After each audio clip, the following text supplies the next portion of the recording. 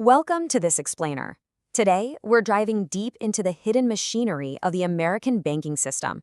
It's basically this invisible engine that's constantly humming in the background of our lives, quietly fueling business growth, driving innovation, and honestly, powering the entire modern economy. But to really wrap our heads around just how vital this system is, let's start with a bit of a thought experiment. Imagine a totally terrifying scenario where you wake up tomorrow morning and every single bank in America has simply vanished. They've completely stopped operating. The immediate fallout would be pretty stark. No ATMs, no online banking, no swiping your credit card at the local coffee shop. Absolutely no loans being issued to buy homes or to keep businesses running. Within a matter of hours, the entire economy would just completely freeze up without the ability to transact. It really goes to show just how heavily our daily survival relies on this infrastructure. But have you ever actually wondered how the whole thing works behind the scenes? To make sense of this machinery, we're going to break this explainer down into 4 key phases: the core engine, the multiplier, the guardrails, and finally, modern challenges. Let's jump right into part 1, the core engine, and how it fuels business and growth. At its most basic level, a bank serves 3 fundamental functions. First, they accept deposits. Second, they provide loans. And third, they facilitate payments. It sounds super simple, right? But it's actually step 2, providing those loans to individuals and businesses, that acts as the true engine of economic growth. Here's the thing. When you deposit your paycheck, your money isn't just taking a nap in some dark, dusty vault. Actually, scratch that. It's not being stuffed into a giant mattress waiting for you at all. Banks use a massive portion of those deposited funds to issue loans. They're actively transforming your deposits into the capital that builds homes, manufactures cars, and funds the businesses that end up hiring your neighbors. We really need to bust a major myth here. The everyday assumption is that a bank is just a giant, secure storage box for your cash. But the reality? Banks are dynamic, active systems. By moving money straight from savers over to borrowers, they are the ones financing modern business investment. They earn profit on the interest difference, and effectively, they drive commerce forward.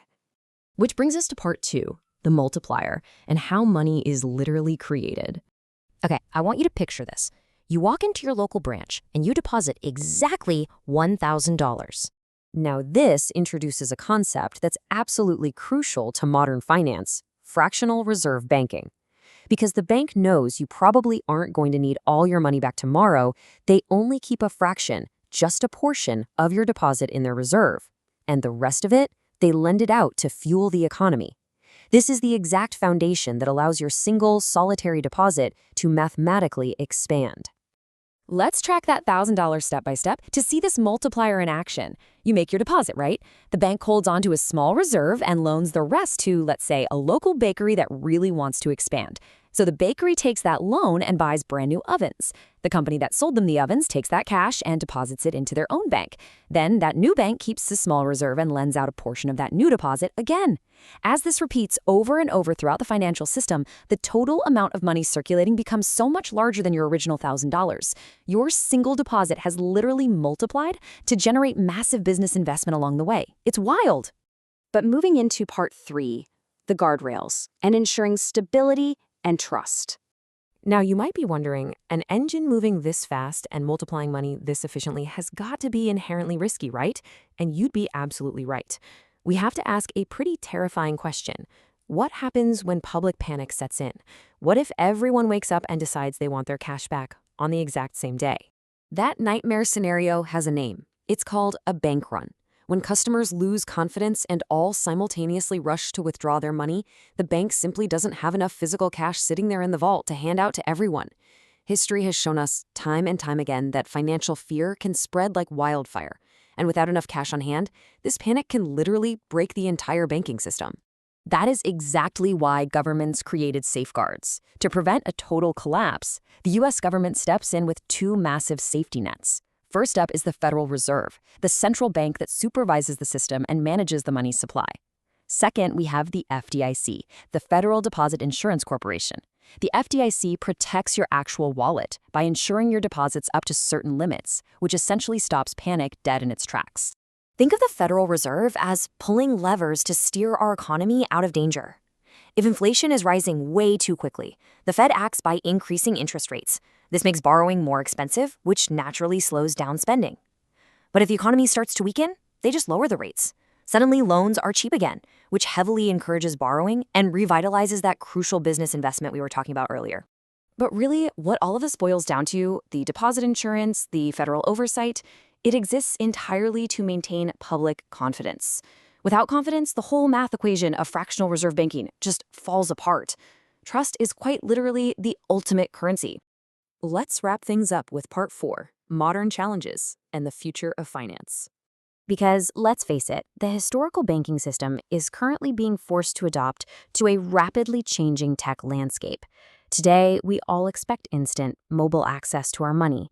At the exact same time, banks are busy fending off rising cybersecurity threats, navigating the disruptive world of cryptocurrency, and integrating huge amounts of automation and artificial intelligence into everything they do. So, regulators are basically walking a tightrope right now. They have to figure out how to embrace these incredible innovations like AI and digital financial products, while making absolutely sure that these new technologies don't accidentally jeopardize the stability of the entire financial network. They have to keep the engine running smoothly, even as they're upgrading the parts in real time. But zooming out for a second, despite all these digital transformations, we have to remember the big picture. The core mission of a bank remains exactly the same today as it's always been: connecting savers with borrowers. It's all about moving money efficiently through the economy to support massive, real-world business investment and drive economic growth. So, I'll leave you with this final thought. The American banking system is far, far more than just a collection of brick-and-mortar buildings holding cash. It's a vast, interconnected network completely powered by trust. So, the next time you swipe your card, transfer money online, or deposit a paycheck, take a second to ask yourself, how are you actively participating in and fueling the invisible engine of the global economy? Because understanding how this machinery works is your absolute first step toward understanding how money itself works.